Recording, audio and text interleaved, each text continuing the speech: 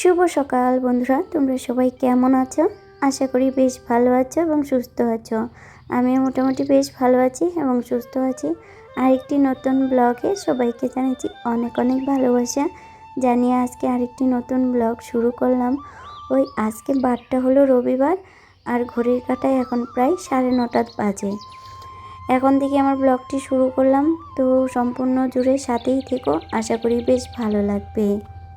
গুছিয়ে সংসার করা, পরিপাটি ঘরদোর গুছিয়ে রাখা, সমস্ত কিছুই কাচা ধোয়া রান্না, তো সমস্ত কিছু আজকে তোমাদের সাথে শেয়ার করব। তো চলো ভিডিওটি স্কিপ না করে সম্পূর্ণ সাথেই থেকো, আশা করি অনেকটা ভালো লাগবে। ভেবেছিলাম সকাল থেকেই তোমাদের সাথে ব্লগ শুরু করব, কিন্তু কারণবশত কিছুই শুরু করতে পারিনি। তো সকাল সকাল রান্নাটা সেরে নিয়েছি, যেহেতু আজকে রবিবার, তো ছেলে যাবে গিটারের ক্লাসে, তার জন্য কিন্তু আগে রান্নাটা শেষ করে নিলাম। আর ভাবছিলাম কারেন্টের অপেক্ষাও করছিলাম যে কখন কারেন্ট আসবে তোমাদের সাথে ব্লগও শুরু করব। যেহেতু শনিবারে আমি কোনো ব্লগই করতে পারিনি, কারণ কি বলো তো, আমার ছোট ছেলের শরীর খারাপ ছিল, তাই খুব প্রচণ্ড বমি করছিল, তার সাথে পটিও হচ্ছিল, তার জন্য আমি তোমাদের সাথে শনিবারে কোনো ব্লগ করতে পারিনি। তো রবিবার দিন এটা ব্লগ করলাম, ভাবলাম সেটাও ভালো করে করতে পারিনি। কারেন্ট দেখতেই পারছো, কারেন্ট নেই। কালকে রাত্রে একদমই খুব বৃষ্টি হয়েছিল, তার সাথে একটু ঝড় হয়েছিল। আমরা যেহেতু গ্রামে থাকি, তার জন্য কিন্তু কি বলতো, ওই কারেন্টের খুব সমস্যা হয়।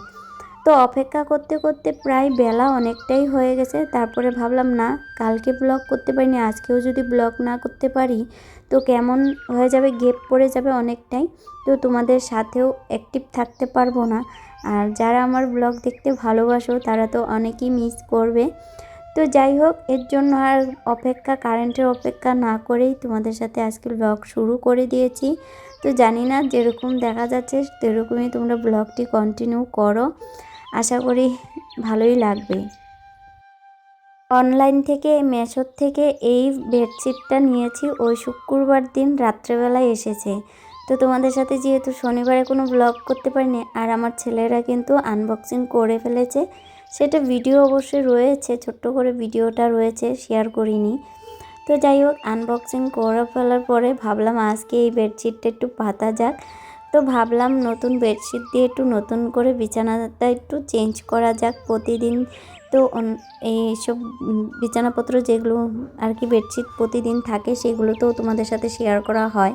তো এটা নতুন নিয়েছি, ভাবলাম আজকে পেতে তোমাদের সাথে শেয়ার করি। তো জানিও এই বেডশিটটা তোমাদের কেমন লাগলো। আমার তো ভীষণ ভালো লেগেছে। প্রথমে একটু ডাউট ছিল যে কীরকম আসবে না আসবে, যেহেতু আমি সুতির মধ্যেই অর্ডার দিয়েছিলাম, যেহেতু সামনে গরম চলে আসছে, তার জন্য কিন্তু সুতির আর কি বেডশিটটা অর্ডার দিয়েছি, কিন্তু ভীষণ ভালো এসেছে, আমার তো ভালো লেগেছে। তো তোমরাও জানিও কেমন লাগলো আর কি। তো যাই হোক, ওই যে কিছু ব্ল্যাঙ্কেট আর কাঁথাটা এটা বিছানার নিচে পাতা ছিল, আর শনিবার দিন আমার ছেলে একটু হিসু করে দিয়েছে, তার জন্য এগুলো চেঞ্জ করে দিলাম। আর বিছানা চাদরটাও উঠাবো বলেই আর কি এই নতুনটা পাতলাম। তো তোমরা জানিও কেমন হয়েছে। আর এদিকে দেখো, সমস্ত কিছু আমার জামা কাপড় ভাঁজ করা হয়ে গেছে। তো আজকে দুটো জানালাই খুলে দিয়েছি, যেহেতু এখন ধুলোর কোনো সমস্যা নেই।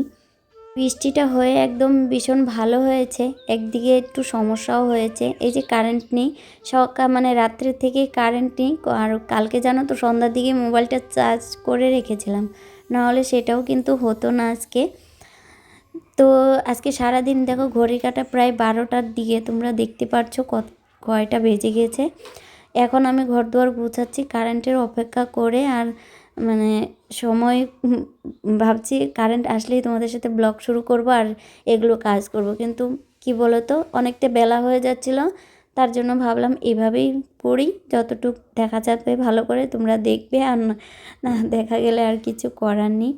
তো যাই হোক, মোটামুটি ঘর দুয়ার দেখো আমার জামা কাপড়গুলো গুছানো হয়ে গেছে, ড্রেসিং টেবিলটাও মুছে নিয়েছি। তো ঝটপট করে ঘর দুয়ার একটু পরিপাটি করে প্রতিদিন আর কি কম সময়ের মধ্যে গুছিয়ে নিই। প্রতিদিন আর একটু গোছগাছ করলে, একটু হাতে আধ ঘন্টা সময় নিয়ে করলেও কিন্তু অনেকটা তাড়াতাড়ি করে গোছগাছ করা যায়। তো এখন এই যে ঘর দুয়ার ভালো করে ঝাঁট দিয়ে নিয়েছি, সকালবেলা কিন্তু ঝাঁট দেওয়ার পরেও কিন্তু এখন আবারও একটু এই যে ঘর দুয়ার গুছানো হয়েছে, তো অনেকটা ধুলে ভালো পড়েছে, তো আবারও একটু ঝাঁট দিয়ে নিলাম। বাইরের ওয়েদার তো একদম ভীষণ খারাপ, কি বলো তো, এই যে দেখো অন্ধকার অন্ধকার হয়ে আছে, একদমই রৌদ্র নেই। রৌদ্র থাকলে কারেন্ট না থাকলেও কিন্তু একটু ঘরের ভিতরে আলো থাকে জানালাগুলো খুলে দিলে, কিন্তু এই যে আকাশের যে পরিস্থিতি মানে অন্ধকার করে আসছে, মাঝে মাঝে ওই 1 ফুটো 2 ফুটো করে বৃষ্টিও পড়ছিল। আর দেখো রাত্রে বৃষ্টি পড়াতে আমাদের উঠোন একদম শ্যাওলার মতো দেখা যাচ্ছে, কেননা যেহেতু আমরা এই অনেকবার লেপা হয়েছে উঠোনটা গোবর মাটি দিয়ে, তার জন্য কিন্তু এখন দেখো শ্যাওলা শ্যাওলার মতো দেখা যাচ্ছে। তো যাই হোক, বেডশিটটা আমি কলের পাড়ে রেখে আসলাম, আর বালতি ভরে কিন্তু জলও নিয়ে আসছি। ঘরটাও মুছতে হবে, কালকে যেহেতু শনিবার গিয়েছে, তো ছেলের খুব শরীর খারাপ বলে আমি কোনো কাজই কালকে করতে পারিনি। তোমরা তো জানো বাচ্চারা শরীর খারাপ থাকলে মায়েদের খুব সমস্যা হয়, মানে কিছুতেই আর কি মার কাছ থেকে যেতেই চায় না, যতই বাড়িতে লোকজন থাকুক না কেন, ওই মা ছাড়া আর কিছুই বুঝে না মারা বাচ্চারা। তো এরকম পরিস্থিতি আমারও হয়েছে। তো শনিবার দিন আবার আমার জানো তো ওই কী কাজ বলবো তোমাদেরকে, কোনো কাজই ঠিকঠাক করে করতে পারি না, না ঠিকঠাক করে রান্না করেছি, না ঠিকঠাক করে ঘর দুয়ারে কাজ করেছি, কিছুই না। এত সারাক্ষণ জ্ঞান জ্ঞান, আর এত শরীর খারাপ, ও একদম দুর্বল হয়ে পড়েছে। তোমরা তো জানো বমি করলে বাচ্চারা অনেকটাই দুর্বল হয়ে যায়। তো যাই হোক, এখন অনেকটা সুস্থ হয়েছে, ওষুধ এনে খাওয়ালাম, আর এখন অনেকটা ভালো। তো দেখা যাক আজকের দিনটা, মোটামুটি মানে শরীর খারাপ হয়ে উঠেছে না এখন, আজকেও সেরকম একটা ভালো নেই। তো বাবা নিয়ে কুলে বসে আছে, আর এদিকে দেখো আমি সংসারের কাজগুলো গুছিয়ে করছি।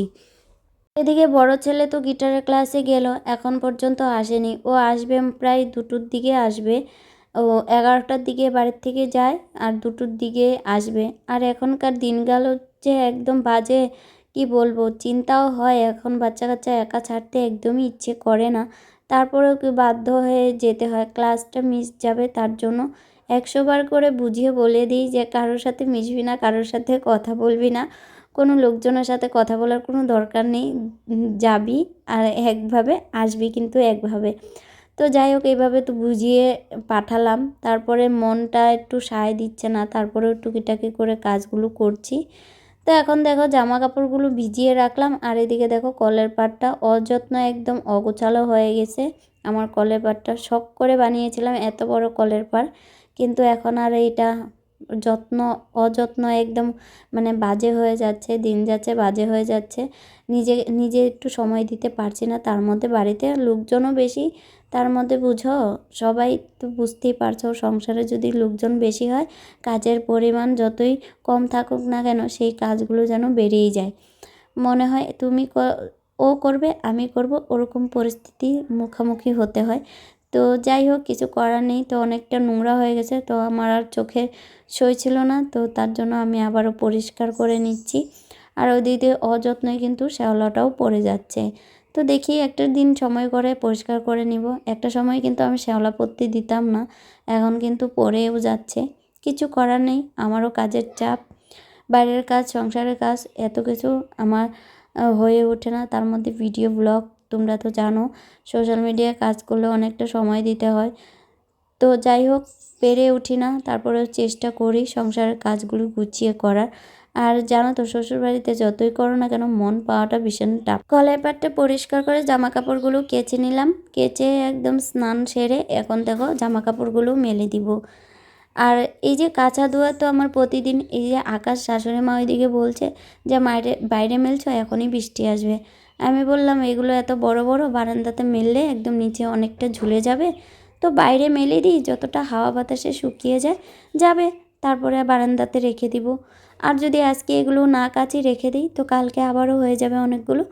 তো প্রতিদিনগুলোই কাচতে হয়, প্রতিদিনেরগুলো প্রতিদিন একটু কেচে দিলে অনেকটা আর কি কাচা ধোয়ার দিক দিয়ে অনেকটা একটু কম হয়, যেহেতু আমার প্রতিদিনই কাচতে হয় তার জন্য। দেখো কি আজকে সেরকম বেশি নেই, তো বিকালে আবার কিছু বেরিয়েছে, সেগুলো আমি বিকালেই কেচে দিয়েছি আজকে, মানে রবিবারের দিন। তো যাই হোক, এই যে কাজ কেচে ধুয়ে তারপরে ঘরে আসলাম, তো তাতানকে খাইয়ে আমিও খাইয়ে একটু তাতানের সাথে শুয়েছিলাম।